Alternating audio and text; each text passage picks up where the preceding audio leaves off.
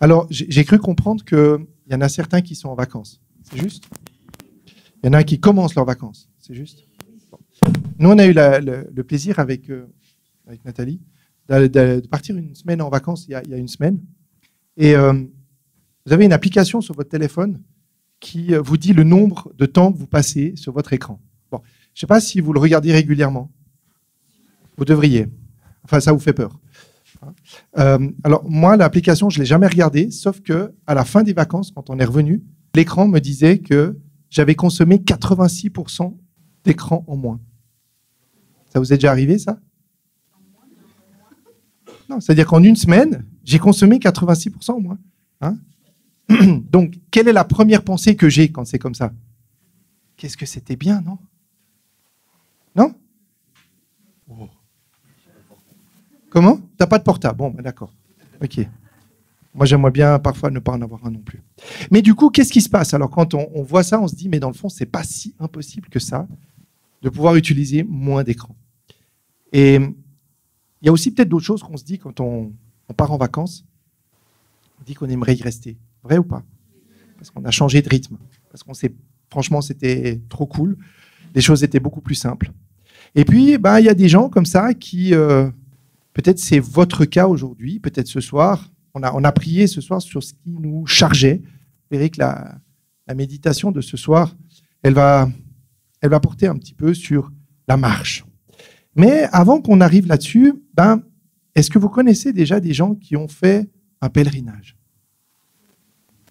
Oui, non. C'est quoi un pèlerinage? C'est se mettre en marche, exactement. Un pèlerinage. Est-ce que vous savez où vont les gens qui font un pèlerinage? Alors, bien sûr qu'il y a des endroits très célèbres, mais là, je pense plutôt au pèlerinage chrétien. Compostelle, Saint-Jacques de Compostelle. Finalement, ces chemins qui traversent toute l'Europe. Et ce soir, j'aimerais vous inviter à faire un chemin de pèlerinage avec moi. Alors, vous allez me dire, mais ça, c'est un truc de vieux. Ça, c'est un truc qui ne me concerne pas. Soyez surpris parce que finalement, il y a un moment donné, ça nous appelle.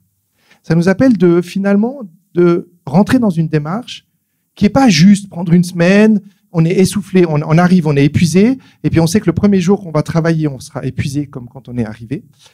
Mais on se dit que finalement, on pourrait faire un chemin, on pourrait faire une démarche qui nous amène sur une semaine, 2 semaines, peut-être beaucoup plus longtemps. Vous savez qu'il y a des gens qui prennent des congés sabbatiques pour faire une marche, pour faire un pèlerinage. Alors un pèlerinage, c'est pas que catho, c'est pas juste, il y a que les catholiques qui font ça. Non, parce qu'un pèlerinage, c'est juste cheminer avec Jésus. Et vous allez voir que se mettre en mode pèlerin, ça nécessite quand même quelque chose. Parce que partir en pèlerinage, ça veut dire comme partir. Qui c'est qui fait de la marche un peu à la montagne ici? Il n'y en a pas beaucoup. Bon, les choses à pas dire, les gars, mais un peu de sport, quoi. Bon, ok. Bon, ok. Il n'y a pas que le fitness. C'est bien, mais c'est bien d'aller aussi à la montagne. Quand vous partez à la montagne, c'est comme partir en pèlerinage. Qu'est-ce que vous faites? Vous allez préparer vos affaires, non? Bon. Et quand vous allez préparer vos affaires, vous allez faire quoi? Vous allez vous dire que on va partir pendant 1 semaine, 2 semaines de marche à la montagne. C'est ce que Arnaud, mon fils, a fait. Demandez-lui l'expérience qu'il a fait. Il est parti pendant 15 jours. Il avait un sac à dos. Et puis, il a traversé toutes les Alpes. Il vous a déjà raconté ça? Pas encore, mais il le fera. Il a traversé toutes les Alpes depuis le lac de Constance jusqu'à Montreux. Il l'a fait en 15 jours. Et qu'est-ce qu'il avait dans son sac? Il a dû tout calculer au gramme près parce que tout ce qu'il avait, c'était dans son sac à dos. Donc, du coup, on se dit, ok, je vais prendre mes jumelles, je vais prendre 2 paires de baskets, je vais prendre mon sac de couchage, enfin bref, je vous laisse faire la liste. Puis quand vous avez mis tout ça à côté, puis vous devez faire rentrer ça dans le sac, il va se passer un petit problème. C'est lequel? Ça rentre pas. D'accord? Et si ça rentre, il va se passer quoi? C'est hyper lourd. D'accord? Alors on dit normalement, pour faire une marche supportable, on dit qu'il faudrait à peu près 15 kilos. C'est déjà pas mal. Vous avez déjà mis 15 kilos sur le dos, puis vous marchez pendant 8, 9 ou 10 heures par jour, à peu près. Vous faites des dénivelés d'à peu près 1000, 1200 mètres en montée et de nouveau en descente. Voilà, chaque kilo, chaque gramme va peser. Et la marche, c'est un petit peu ça. Partir en pèlerinage, c'est se dire, là, vous n'arrivez pas à la présentation? Ah, voilà, super. Il y a quelque chose que vous allez peut-être vous dire à un moment donné, c'est, est-ce que j'ai envie de faire quelque chose de ma vie? Alors vous allez me dire, mais c'est un peu bizarre parce que franchement, on a tous envie de faire quelque chose de sa vie. Sauf que partir en pèlerinage, faire un chemin comme chemin de Compostelle, il y en a d'autres. Hein. Il y a la Via Jacobi en Suisse, vous avez la Via Francigena, enfin, j'en connais quelques-unes, mais c'est aussi une manière de faire quelque chose de sa vie. Vous allez dire, oui, mais se mettre en marche, c'est prendre un sac à dos, c'est pas faire quelque chose de sa vie. Eh bien, vous seriez surpris, parce que finalement, partir avec juste ce qu'on a sur le dos, et puis se dire que la destination, on la connaît. Hein, pour ceux qui vont à Compostelle, ils vont jusqu'à Saint-Jacques. Vous savez où c'est Saint-Jacques? À part ça? C'est en Espagne. Nord de l'Espagne, exactement. Hein, le nord-ouest de l'Espagne, effectivement. Donc c'est un chemin qui peut prendre des mois, des semaines, des mois, ou il y en a qui le font en plusieurs années, mais qui le font par étapes. Et donc partir, ça veut dire qu'à un moment donné, je dois prendre une décision. Et que je sais la direction, je sais où je vais, mais ce qui va être le plus important, c'est pas tellement la destination, c'est surtout le chemin. Et là, vous avez ça c'est Saint-Jacques de Compostelle. Ça c'est un pèlerin. À quoi on reconnaît un pèlerin? Allez, je vous donne en mille là. Le bâton. Le bâton. Alors normalement, il y a aussi un autre symbole de Compostelle, c'est quoi? Et vous l'avez rencontré. Il y a même à Genève, vous l'avez. Hein. C'est le coquillage, hein, la coquille. Et la coquille, vous la trouvez, si une fois vous marchez, vous verrez que par terre, vous avez parfois des coquilles ou des coquillages et c'est marqué Saint-Jacques de Compostelle. Et en fait, ces chemins, ils traversent tous les pays et ils vont tous en direction de ce lieu qui se trouve effectivement en Galice. Et voilà, ce pèlerin, lui, il est déjà arrivé à destination. Et vous voyez, il a un bâton, puis il a un sac à dos. Et c'est tout ce qu'il a avec lui. Et donc, il va devoir marcher le temps qu'il a décidé de le faire. Moi, ce soir, j'aimerais vous inviter à une petite marche, mais pour ça, prendre un texte biblique et vous montrer ce soir et partager ensemble que Jésus, il nous invite aussi à prendre un chemin de pèlerin. Alors, le texte que je vous propose de lire se trouve dans le livre de Luc, l'évangile de Luc, au chapitre 9, et c'est les versets 57 jusqu'à la fin du chapitre 9, 57 à 62. Mais on ne va pas tout de suite le prendre, je le prendrai au fur et à mesure, parce que Jésus va demander à ses disciples de devenir des pèlerins. Il va leur demander d'entrer dans une démarche qui n'est pas très simple. On peut passer à l'image suivante, s'il vous plaît, merci beaucoup. Et Jésus va leur demander de les suivre jusqu'à Jérusalem. Alors, on se trouve donc dans le livre, donc dans l'évangile de Luc. Tout l'évangile de Luc, il est construit en deux parties. Vous avez toute l'histoire de Jésus avec des miracles, vous avez le début de sa vie, et à un moment donné, vous avez un certain nombre d'événements qui vont se passer, et à partir du verset 51 du chapitre 9, il est dit « Lorsque le temps où il devait être enlevé du monde approcha, Jésus prit la résolution de se rendre à Jérusalem. » Alors ce verset, il est clé parce que dans l'évangile de Luc, il y a avant le verset 51 et après le verset 51. Moi, j'ai plus de jus. Vous m'entendez encore? Oui. Ah bon, super. Et donc, il y a avant le verset 51 et après le verset 51. Jusqu'au verset 51, Jésus, il n'a pas la perspective de partir à Jérusalem. À partir du verset 51, le temps dit, le temps est venu, c'est-à-dire qu'à un moment donné, lui, il sait qu'il est décidé à partir à Jérusalem. Et il va à Jérusalem pour faire quoi? Des emplettes, monter au temple, trouver ça sympa parce qu'il va passer des vacances. Il va pourquoi à Jérusalem? Dites-moi. Il va pour y faire quoi? Il va pour mourir. Et il le sait. Donc forcément que lorsqu'il sait qu'il doit aller à Jérusalem, c'est pas forcément avec une joie profonde. C'est pas comme si on disait, tiens, je vais au bord de la mer ou bien je vais visiter un fjord. Et à ce moment-là, tout le texte qui va suivre va dépendre de cette décision de Jésus, qu'il décide lui-même de partir à Jérusalem. Alors la première chose qu'il fait, si vous regardez le texte, il envoie devant lui des messagers qui se mirent en route et entrèrent dans un bourg des Samaritains pour lui préparer un logement. Mais on ne les reçut pas parce qu'ils se dirigeaient sur Jérusalem. Les disciples Jacques et Jean, voyant cela, dirent « Seigneur, veux-tu que nous commandions que le feu descende du ciel et qu'il les consume ?»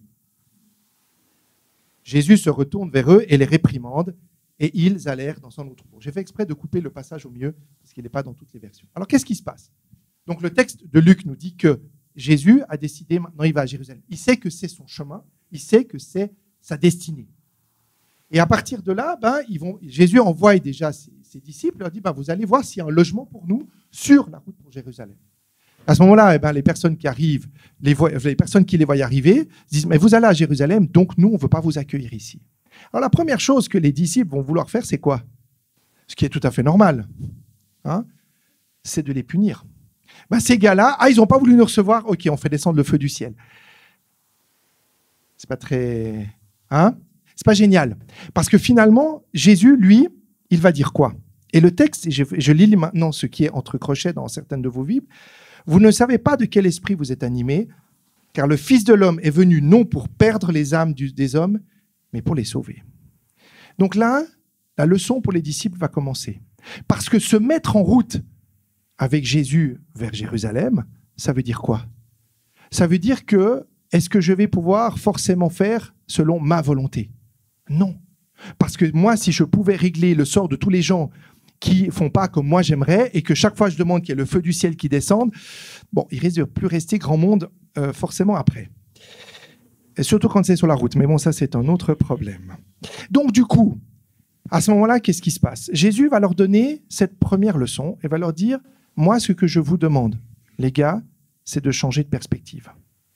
Parce que si vous pensez que ma vision à moi, c'est que quand il y a un obstacle, on éradique le problème, je pense que vous n'avez pas compris la mission qui est la mienne. Parce que moi, je suis venu non pour perdre, mais pour sauver. Et toute la perspective de Jésus, c'est-à-dire tout ce qui va suivre à partir de là, c'est dans la perspective de sauver et non pas de détruire.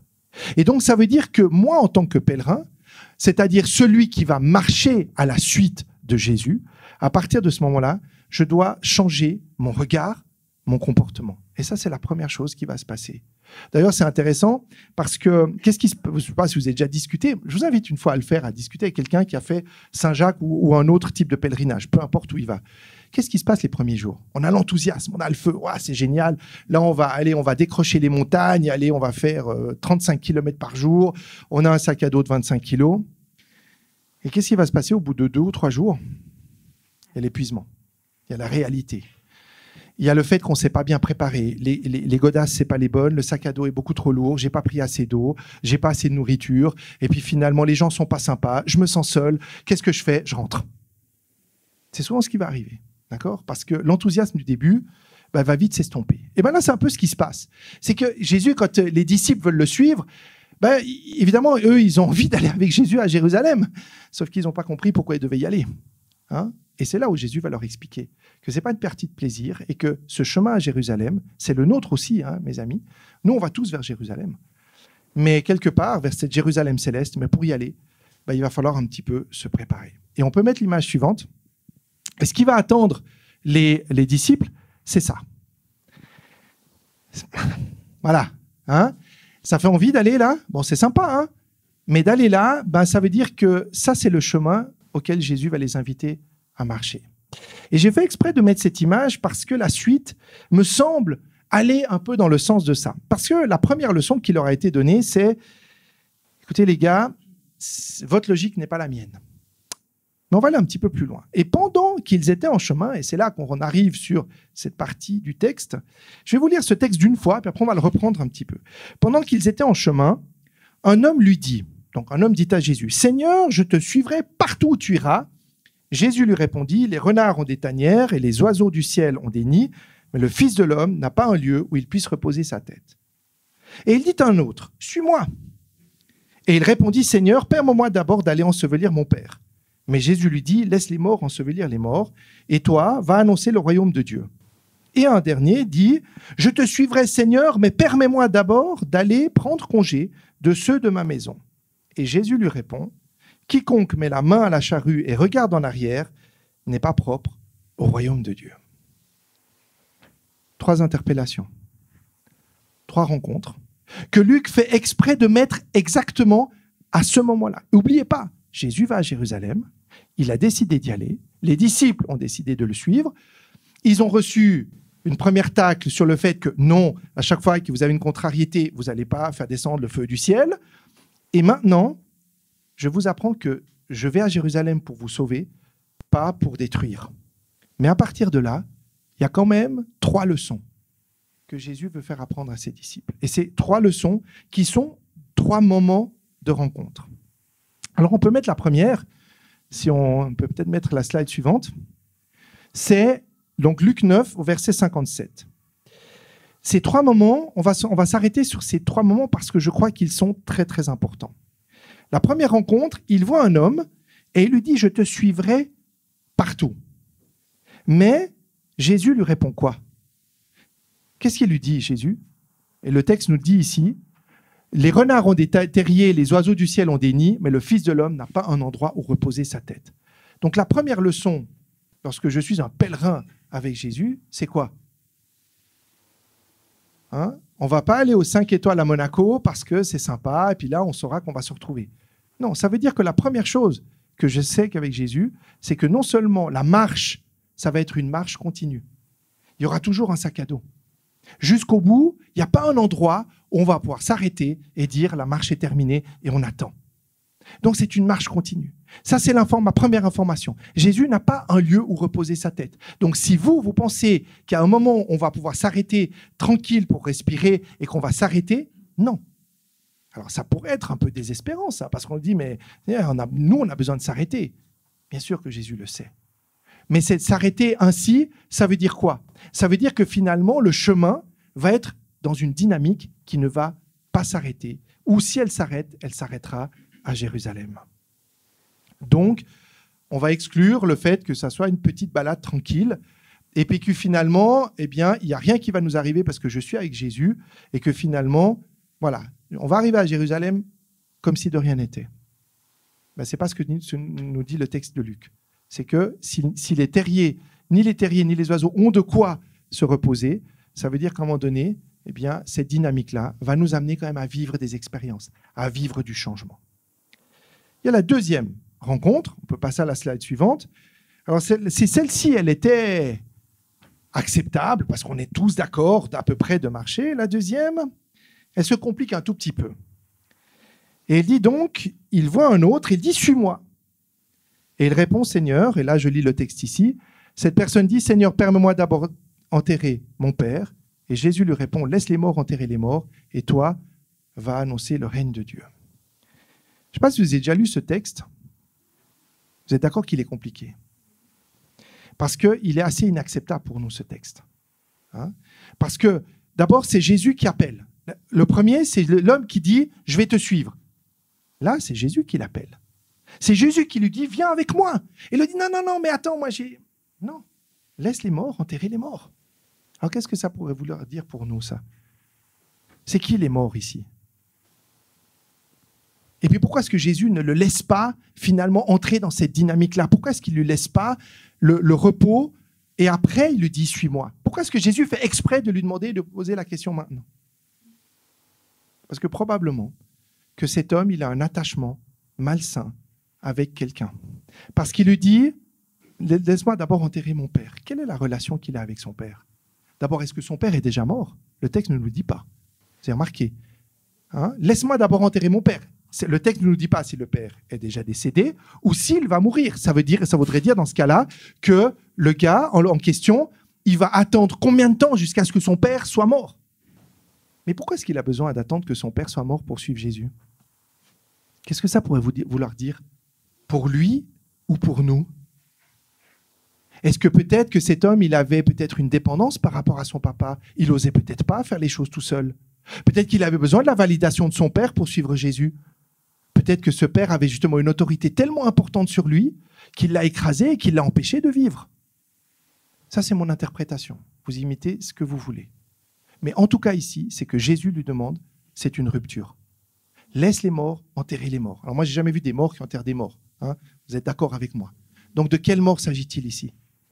Alors certains ont dit, c'est les morts spirituelles, c'est ceux qui sont dans le péché. Peut-être. En tout cas, cette phrase ici, elle m'interpelle parce que la question n'est pas tellement de savoir qui sont les morts, la question est plutôt de savoir pourquoi est-ce que le Fils ne peut pas partir sans qu'il ait fait ce geste-là. Et ça, c'est une question pour nous, les amis. Qu'est-ce qui nous empêche? Parce que suivre Jésus, puis de savoir qu'on ne va pas pouvoir reposer notre tête, Ça, c'est bon. Ça, on est prêt à l'accepter. Bon, on va bien trouver des 3 oasis où Jésus sera d'accord de souffler un peu, puis que voilà. Non, ça, on est sûr. Mais par contre, lorsque Jésus, il m'appelle et il me dit, mais toi, tu as des attachements qui sont des faux attachements, des mauvais attachements. Parce que ça veut dire qu'il y a des gens dans ta vie qui t'empêchent d'avancer. Il y a peut-être des choses dans ta vie qui t'empêchent d'avancer. On continue, les amis? 3e chose. Ensuite, il y en a un autre, et c'est le dernier, qui dit « Je te suivrai, Seigneur ». Et là, on peut passer on est déjà au 3e. « Je te suivrai, mais permets-moi d'aller d'abord dire adieu à ma famille. » Jésus lui dit « Celui qui se met à labourer puis regarder en arrière n'est pas fait pour le règne de Dieu. »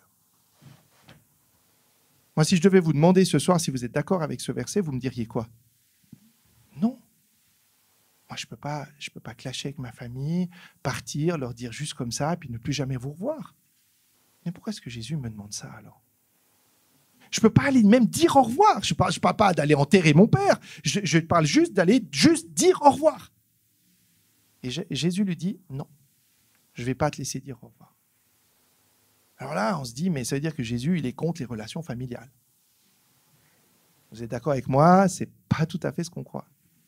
Ça veut dire que Jésus, finalement, il est dur, et puis lui, il est jaloux parce que les autres, ils ont une famille, et lui pas. Allez, vous imitez ce que vous voulez ici.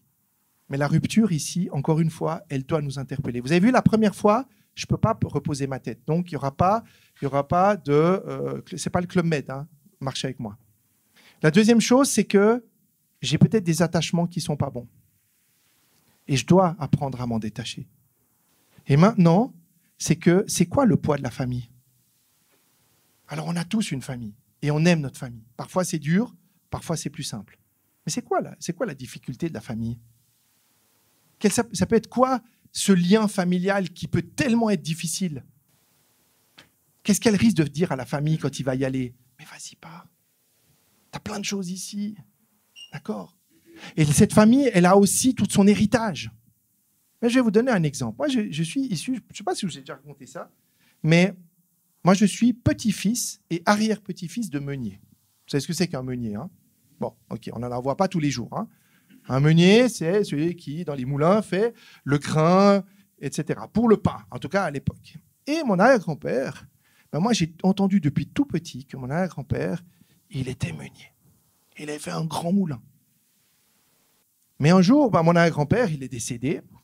Et puis, ses enfants, ils ont vénéré une sorte de culte à la mémoire de leur papa.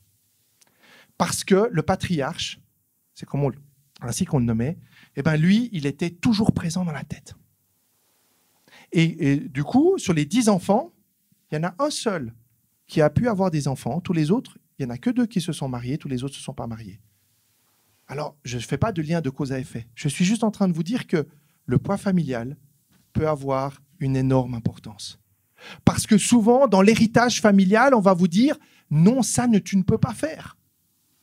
Ça, tu ne peux pas rentrer, tu ne peux pas changer de religion, tu ne peux pas trahir ton héritage, tu ne peux pas aller là où ta famille n'a pas été. » Et c'est peut-être ça que Jésus veut dire à cet homme-là.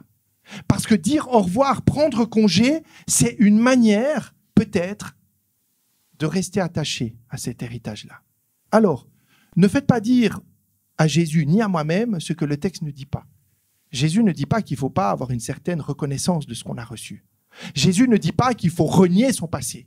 Jésus ne dit pas qu'il faut jeter son passé, sa famille et tout ce qu'on a reçu. Ce n'est pas ce que le texte dit. Le texte va être très clair. Il va dire « Quiconque met la main à la charrue et regarde en arrière n'est pas propre au royaume de Dieu. » Alors ça, mes amis, c'est le texte clé pour ce soir. Ça veut dire quoi? Alors, quel exemple on pourrait mettre? Parce que je ne sais pas s'il y a beaucoup de gens qui encore mettent la main à la charrue aujourd'hui. Je ne sais pas si vous en connaissez beaucoup. Hein? Donc, c'est comme si, vous avez vu ces beaux champs, hein? Vous avez des lignes comme ça. Hein? Vous avez remarqué qu'en général, elles sont parallèles. Hein? Donc, si moi, quand je fais ça, et à l'époque, ils faisaient ça avec des chevaux ou à la main et ils tiraient manuellement, quand ils faisaient ça, puis ils regardaient derrière, il se passe quoi? Donc, le sillon qui allait être fait, il allait être tordu, voire même, il allait pas du tout dans la bonne direction. Vous ne pouvez pas aller en avant et regarder en arrière. Vous avez déjà essayé de marcher dans la rue et de regarder en arrière? Bon, ça nous arrive parfois de discuter avec quelqu'un et puis malheureusement, il y a un poteau au mauvais endroit. Bon, ben ça, c'était déjà arrivé. Mais c'est pire que ça, c'est regarder derrière. Alors ça, c'est aussi très, très dur, je trouve. Mais là, tout ce que je partage avec vous, moi, j'ai dû faire ce chemin et je dois continuer à le faire parce que regarder en arrière, on a toujours envie de regarder en arrière. Vrai ou pas?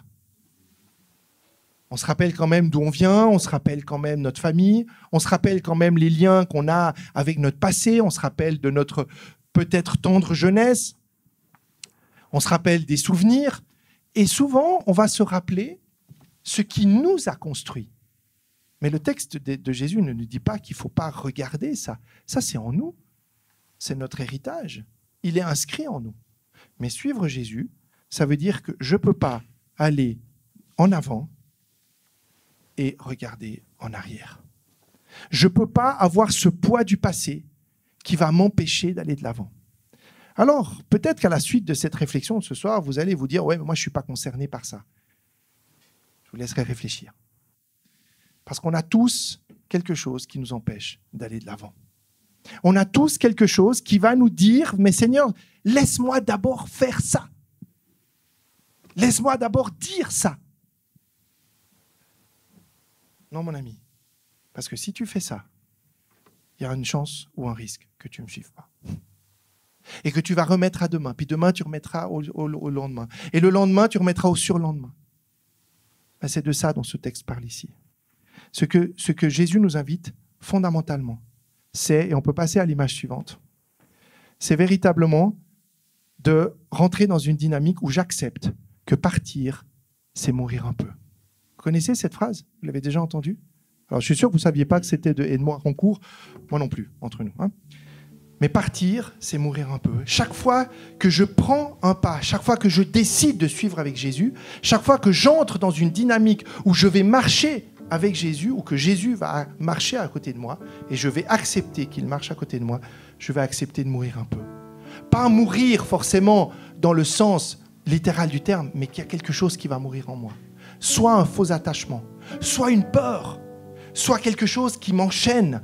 Souvent, vous avez eu, on parle ici souvent de ce qui nous enchaîne ici à Vivo, de ce qui m'empêche d'avancer, de ce qui peut-être m'empêche de laisser Jésus agir en moi. On peut mettre l'image suivante. Et moi, j'aimerais vous inviter à vous mettre en mode pèlerin. Et se mettre en mode pèlerin, c'est apprendre à marcher léger. Alors oui, ce soir, peut-être que vous allez vous dire, comment est-ce que je peux me préparer à marcher? Alors peut-être pas jusqu'à Compostelle, mais peut-être un jour vous ferez à Compostelle, peut-être vous ferez un autre chemin, et vous repenserez peut-être à ce sac à dos. Et vous repenserez peut-être que plus votre sac est lourd, moins vous irez loin. Lorsqu'Arnaud il s'est mis en marche, peut-être qu'il vous le racontera, on a rencontré un jeune. Alors lui, il partait de Fribourg, il partait d'un peu moins loin, il avait fait comme ça, son sac faisait 25 kilos. Je ne sais pas jusqu'où il est arrivé. En tout cas, on l'a trouvé, avec Arnaud, on l'a trouvé super courageux, parce que je pense que le gars, il n'avait pas compris qu'il n'allait pas tenir comme ça. Mais il devait faire son expérience. Mes amis, pour marcher avec Jésus, il faut apprendre à marcher léger. Et le poids que je vais mettre, ce n'est pas juste le poids de mon péché, mes amis, ce n'est pas juste le poids de la culpabilité. Ça peut être aussi le poids de mes relations, peut-être avec ma famille, peut-être avec mes proches. Ces relations qui m'empêchent d'avancer. Même pour ceux qui nous aiment tout plein, parfois ceux qui nous aiment tout plein nous empêchent d'aller de l'avant. Et peut-être que c'est des faux attachements. Parce que vous avez des peurs. Vous avez la peur de laisser tomber quelque chose. Nous avons tous cette peur de perdre. Jésus aussi nous demande cette radicalité ce soir, mes amis. Et on peut passer l'image suivante. Et j'aimerais vous inviter ce soir à cette radicalité. Il n'y a qu'un seul endroit, mes amis, où la radicalité peut tomber dans ma vie. C'est où? C'est au pied de la croix. Il n'y a qu'au pied de la croix que je peux rentrer véritablement dans la dynamique de marcher avec Jésus. Si tout ce que je dépose, si moi, quand je vais marcher, je remplis mon sac avec 10 pierres et que je vais à la croix et que je dis « Seigneur Jésus, je veux mettre tout ça à ta croix » et que quand je repars de la croix, je remets les pierres dedans, mes amis, c'est souvent ce que nous faisons. Parce que ces pierres, elles ont une valeur pour nous, mais elles n'ont pas de valeur pour Jésus. Alors moi, j'aimerais ce soir qu'on puisse se mettre en marche léger, qu'on puisse préparer ce sac à dos, qu'on puisse peut-être y mettre tout ce qu'on a besoin, mais de calculer bien l'essentiel. C'est à chacun de vous de savoir quel est l'essentiel de sa vie. Et on peut mettre la dernière slide. Et finalement, c'est se retrouver comme cette personne ici. Parce que vous savez où on va quand on marche avec Jésus? On va à Jérusalem. Et vous savez ce que c'est Jérusalem? C'est le royaume éternel. Alors mes amis, ce soir, si on a envie d'aller sur ce chemin, et moi je le trouve juste magnifique ce chemin, moi il me fait envie, d'accord? Je ne sais pas combien de temps cette personne a parcouru pour arriver là. Je ne sais pas combien de kilos elle a dû déposer. Je ne sais pas quelles ont été les choses qu'elle a dû abandonner. Je sais juste une chose, c'est que moi j'ai envie d'être avec elle. C'est-à-dire en gros d'être dans sa dynamique, de marcher avec Jésus vers l'éternité. Et c'est ma prière pour chacune et chacun d'entre nous. Amen.